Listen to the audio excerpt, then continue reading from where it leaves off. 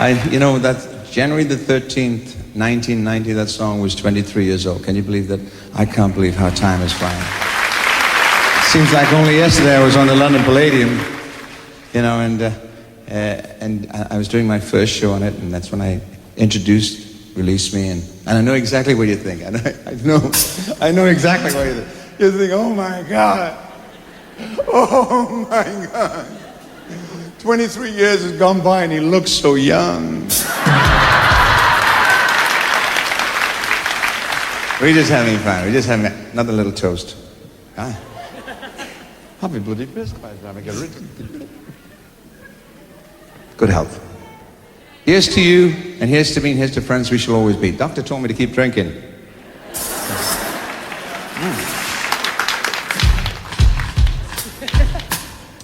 I have to tell you, when I first began in this business, I didn't have any hit records, obviously.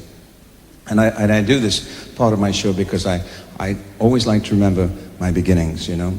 And I used to do impressions of people that I particularly liked, you know, in those days when I first started.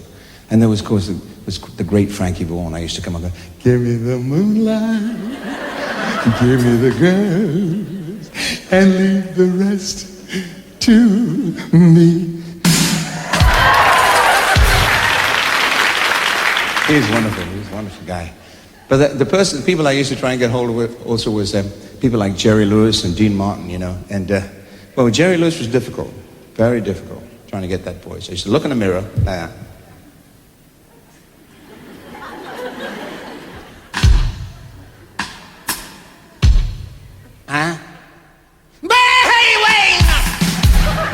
Nobody sleeps while I'm working.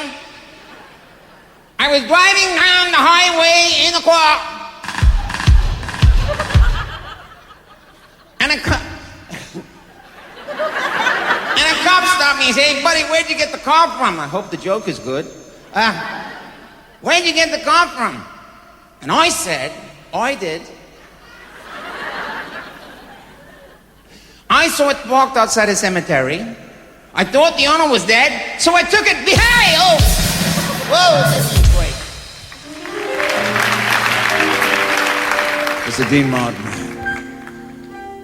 Return to me, oh my big home, I love you. Hurry home, hurry home, hurry home, hurry home to my heart. Oh, that should be yours. I don't know what I'm singing. Hurry home, hurry home, hurry home, hurry home to my heart.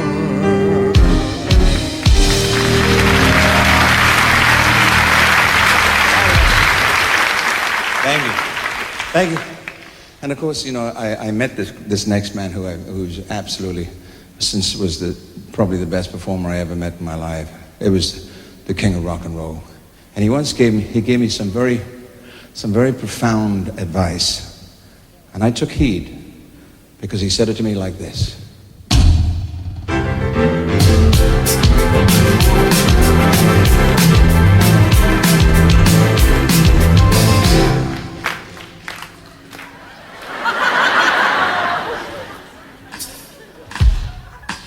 Engelbert, sometimes you're going to things you do something like you.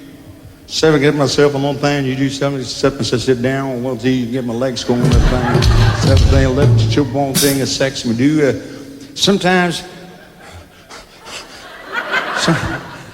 you go, huh?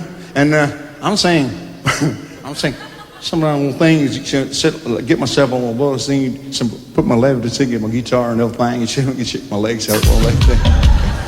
And you know, I haven't forgotten one word that he told me, not one word.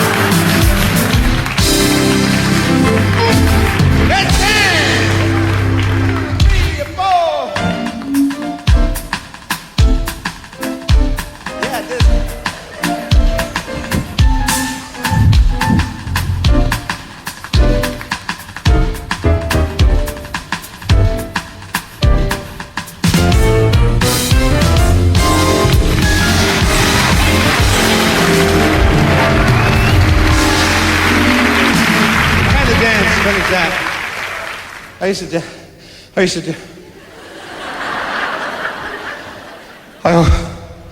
I also used to dance.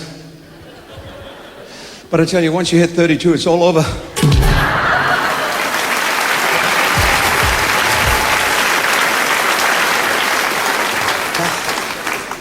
Folks, this next song I'm about to do belonged to a very famous lady by the name of Edith Piaf. Edith Piaf was in love with a very famous boxer by the name of Marcel Cerdan. And they had this long affair. And one day, as a surprise, he took a private plane to go to one of her concerts. But unfortunately, the plane crashed and he died. Of course, the press pounced on her and wanted to know her feelings. She went to a French radio station and she expressed her feelings to the nation about her loss with a song that she wrote.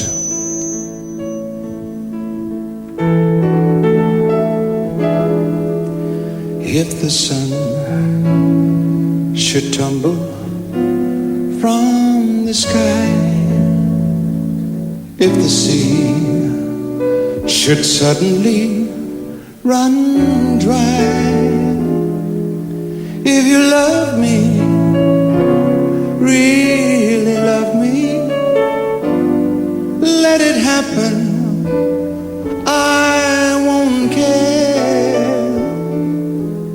If it seems that everything is lost, I will smile and never count the cost. If you love me, really love me, then whatever happens, I won't care. Shall I catch a shooting star? Shall I bring it where you are? If you want me to, you know I will. You could set me any task, I'll do anything you ask. If you'll only love me, stay.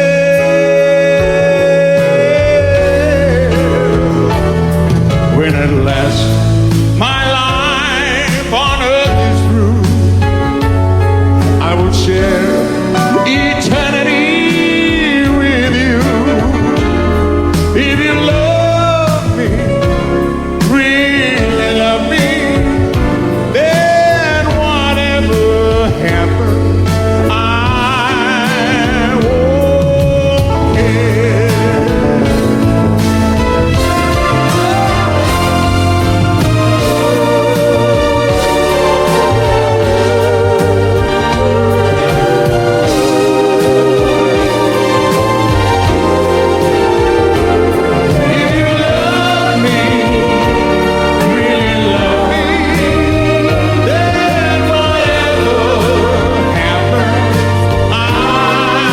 won't care. Shall I catch a shooting star? Shall I bring it where you are? If you want me to, you know I will. You can take me any task, I'll do anything you ask. If you'll only